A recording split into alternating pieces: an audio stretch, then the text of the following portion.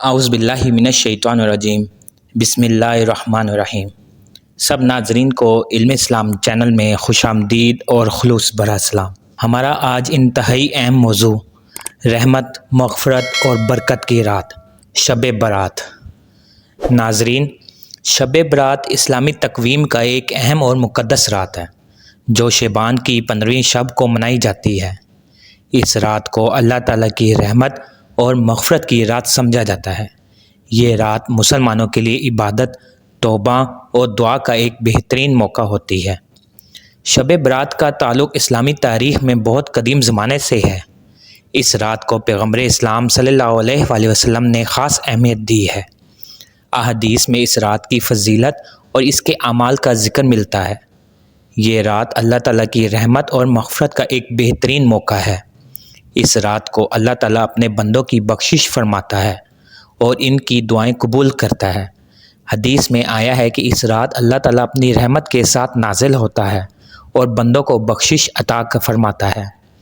اس رات کو نماز پڑھنا، قرآن پاک کی تلاوت کرنا اور ذکر و اذکار کرنا بہترین اعمال ہے۔ اپنے گناہوں سے توبہ کرنا اور اللہ سے معافی مانگنا اس رات کا اہم عمل ہے۔ غریبوں اور ضرورت مندوں کی مدد کرنا اس رات کا ایک بہترین عمل ہے۔ یہ رات ہمیں یہ پیغام دیتی ہے کہ ہم اپنے گناہوں سے توبہ کریں، اللہ کی رحمت حاصل کریں اور اپنی زندگیوں کو بہترین بنائیں۔ ہمیں چاہیے کہ اس رات کو غنیمت جانیں اور اپنے رب کے سامنے عاجزی اور انکساری کے ساتھ کھڑے ہوں۔ اس رات کو عبادت کرنے کے بعد ہمیں اپنی زندگیوں میں مثبت تبدیلیاں لانی چاہیے۔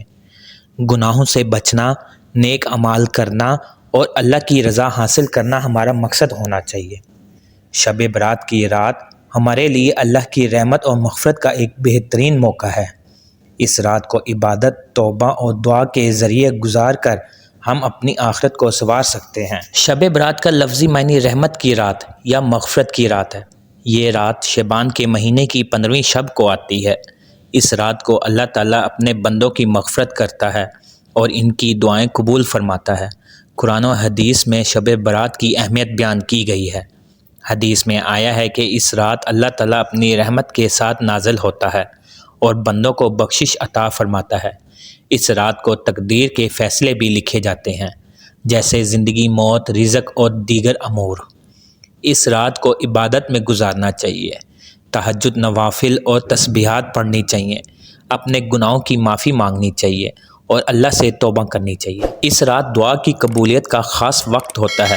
اپنے لیے، اہل خانہ کے لیے اور تمام مسلمانوں کے لیے دعا کرنی چاہیے۔ قرآن پاک کی تلاوت کرنا اس رات کا بہترین عمل ہے۔ غریبوں اور ضرورت مندوں کی مدد کرنی چاہیے۔ کچھ لوگ اس رات کو آتش بازی یا غیر اسلامی رسومات سے مناتے ہیں جو درست نہیں ہیں۔ شب برات کو صرف عبادت اور اللہ کی رحمت حاصل کرنے کا موقع سمجھنا چاہیے۔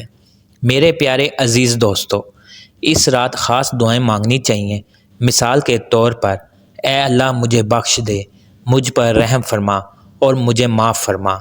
اے اللہ میرے رزق میں برکت عطا فرما اور میرے گناہوں کو معاف فرما۔ ناظرین، شب برات کی یہ مقدس رات ہمیں یہ موقع دیتی ہے کہ ہم اپنے گناہوں سے توبہ کریں، اللہ کی رحمت حاصل کریں اور اپنی زندگیوں کو بہترین بنائیں۔ یہ رات ہمارے لیے اللہ کی رحمت اور مغفرت کا ایک بہترین موقع ہے۔ اس رات کو غنیمت جانیں، عبادت کریں، توبہ کریں اور اپنے رب کے سامنے عاجزی کے ساتھ کھڑے ہوں۔ اللہ ہم سب کو اس رات کی برکات سے مالا مال فرمائے اور ہماری دعائیں قبول فرمائے، آمین۔ عزیز دوستو، امید کرتا ہوں کہ ویڈیو آپ دوستوں کو پسند آئی ہوگی۔